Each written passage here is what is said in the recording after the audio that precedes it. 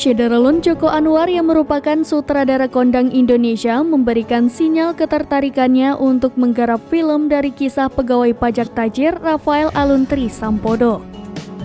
Sebelumnya diketahui beberapa pekan belakangan ini, publik digegerkan dengan kasus pegawai pajak berharta 56 miliar rupiah Rafael Aluntri Sampodo.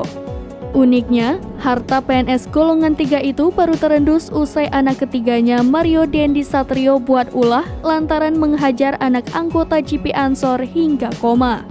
Sutradara film Pengabdi Setan itu kemudian mengungkapkan ketertarikannya terhadap kasus Rafael Aluntri Sampodo di akun Twitternya pada Selasa 7 Maret 2023. Dari kasus penganiayaan tersebut, publik mencari tahu sosok ayah Mario yang merupakan pegawai pajak. Berangkat dari kasus tersebut, PPATK mengendus adanya transaksi tidak wajar yang dilakukan Rafael Aluntri Sampodo ke sejumlah rekening lainnya. Transaksi tidak wajar itu bahkan nominalnya mencapai 500 miliar rupiah lebih ke 40 rekening berbeda. Kini, meski belum menjadi tersangka, PPATK telah memblokir uang yang ada di rekening tersebut. Berangkat dari kisah itu, Joko Anwar mengunggah foto Rafael Aluntri Sampodo. Ia pun meminta saran netizen untuk judul film yang sesuai dengan kisah tersebut.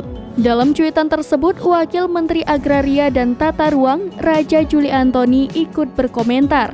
Salah satu opsi judul film yang diberikan oleh politisi PSI itu ialah Lelaki Tanah Jahanam. Diketahui, Joko Anwar sempat membuat film berjudul Perempuan Tanah Jahanam, Pengabdi Pajak, Janji Alun, Lelaki Tanah Jahanam, tulis Raja Juli. Sementara di cuitannya, Joko Anwar meretweet salah satu saran netizen untuk judul film tersebut. Judul tersebut yakni Siksa Pajak atau dalam bahasa Inggris Tax Torture.